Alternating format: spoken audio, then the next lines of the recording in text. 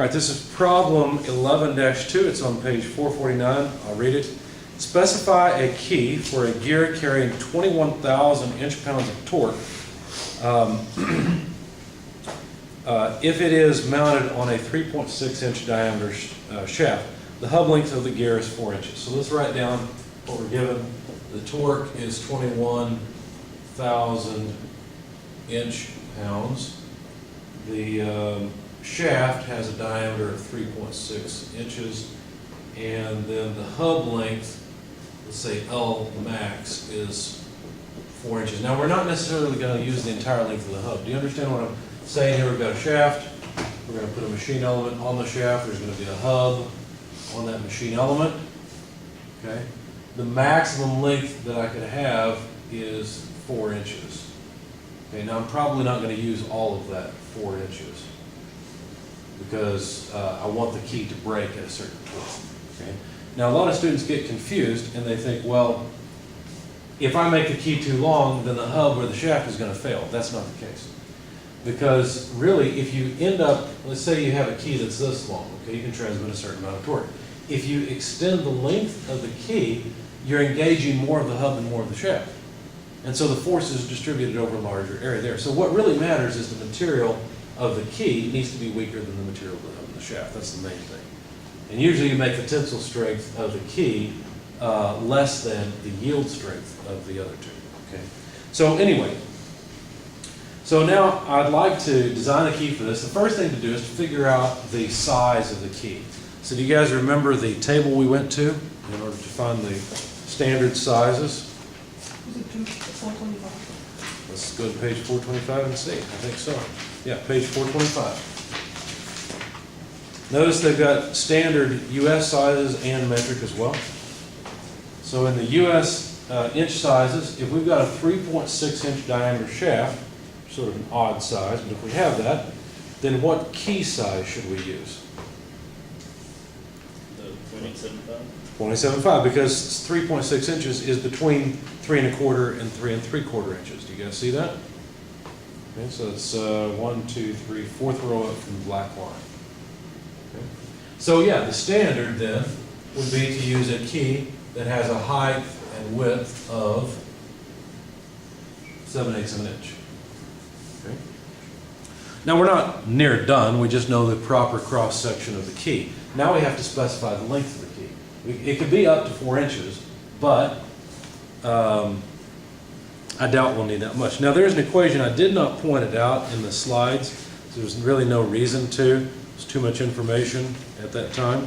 But there's some equations. Let's see, I've got to find them in this new book.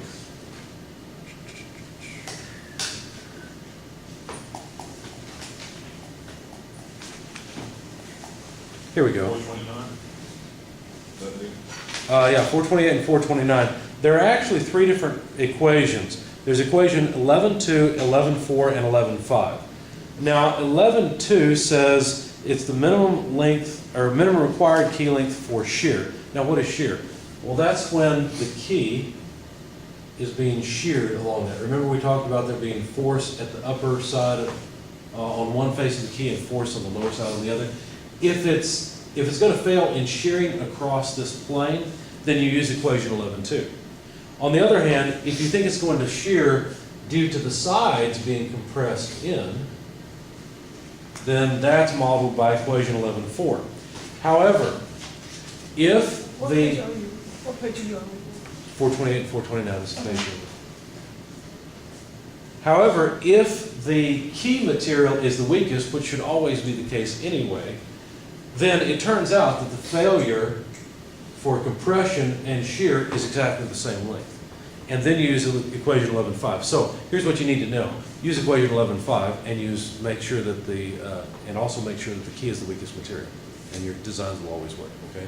So 11.5 is definitely the key, the key equation. Sorry, bad pun, just popped out. 11.2 and 11.4 you typically will not use. So the minimum length, Lmin, is equal to 4 times the torque divided or multiplied by n, where n is a design factor, divided by the diameter, divided by the width of the key, divided by the yield strength, because the key is considered to have failed once it's bless you, once it is yielded. Okay, so if the key yields, then it has failed, just like if the shaft of the hub yields, then it has failed. Okay, so we have to make a decision about what material we will use, otherwise we won't know the yield strength of the material. So typically with a key, you'll choose 1020 cold drawn.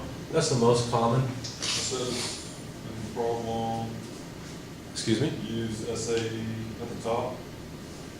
Use SA 1018 steel. Oh, it does say what to use? Well, and then it says, if not, use a higher, if a satisfactory design to be achieved. And if not, use a higher strength material. Okay, I guess it really does. You're right. I didn't notice that. Let's do what they say then. SAE 1018 steel. Let's go look up its properties. 54 KSI. Okay, now that would be in the chapter, because the information in the back that I had you guys mark, what page was that? Do you recall? It's in a page on the full drive. Right. 725. 725 and 726 are, no, those are SAE numbers as well. For some reason I was thinking they were ANSI.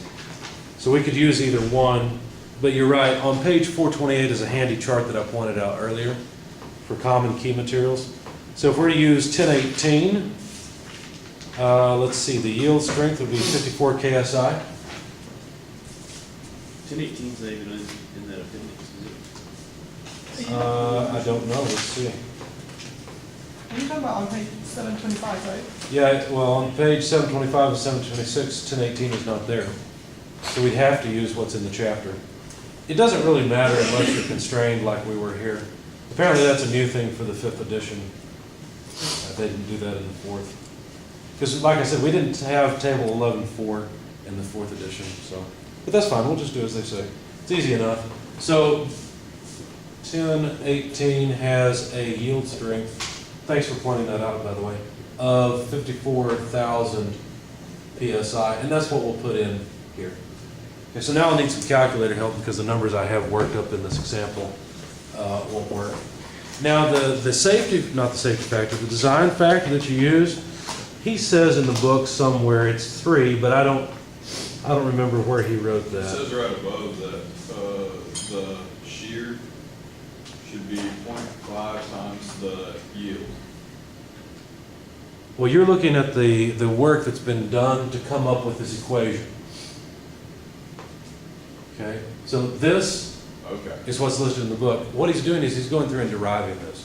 So you're talking about the relationship between normal stress and shear stress, or the normal yield Yeah. strength. Good point though. Okay, but there is a design factor in and somewhere in the 429. text. I'm sorry. Design procedure for parallel keys. Yeah, there it is. Thank you. Design procedure. So point 3, he says use a design factor of 3. So 4 times the torque, where the torque is 21,000 inch-pound. Oh, by the way, you may want to highlight that or highlight the design procedure because that's good to have and good to follow. But the main thing is you need to know what to plug in. It's a pretty easy equation. I usually don't follow the design procedure here, as you can tell. But that N equals 3, I just have that memorized. So the diameter of the shaft is 3.6 inches, and then the width of the key, 0.875 inches, and then the yield strength, I'm off the video unfortunately, but that's 54,000 pounds force per square inch. So notice the pounds force, let's write it that way. Pounds force per square inch. The pounds force will go away. And then you'll have, let's see, inches squared in the denominator, so that's inches cubed in the numerator. Looks like oh, here we go. Here's inches canceling with inches squared, so we'll just have inches left, and that's what we need is length of the key in inches. So grab your calculator, please, and multiply 12 by 21,000, divide by 3.6, divide by 0.875, and divide by 54,000. What do we get? 1.4. 1.4? 1.48. 1.48, okay. So we don't obviously need to use the entire length of the shaft. Now, what I would do, if it were me, is I'd specify that the length should be 1.5 inches, because that's a a reasonable, normal standard dimension. But I wouldn't go all the way up to 4 inches, because it may be important for the shaft or for the key to break at about 21,000 inch-pounds. Okay, now this is obviously might break at a little higher load, a little higher torque, but this would give me a little bit more room. Now, in fact, with that design factor of 3, it's definitely going to break at a higher torque. But I don't want the machinist to laugh at me if I'm going to do this. Okay. Any questions on that problem? Now, obviously, if you want if this is an upper torque limit and you want the key to break, then you got to get rid of that design factor of 3. Okay? Because if too much torque goes through, if that's a bad thing, then you have to cut it down a little bit. Another thing that will be important, though, is if it's really critical that the material fail, or that the joint or the key fail at 21,000 inch-pounds, then one thing you'll need to do is make sure that the key stock has a yield strength of exactly 54,000 pounds per square inch, right? Because otherwise it's still not going to fail. Now, it may fail before if the key material is weak, or after that load. So you have to control the strength of the material a little bit more that the key is made from. All right?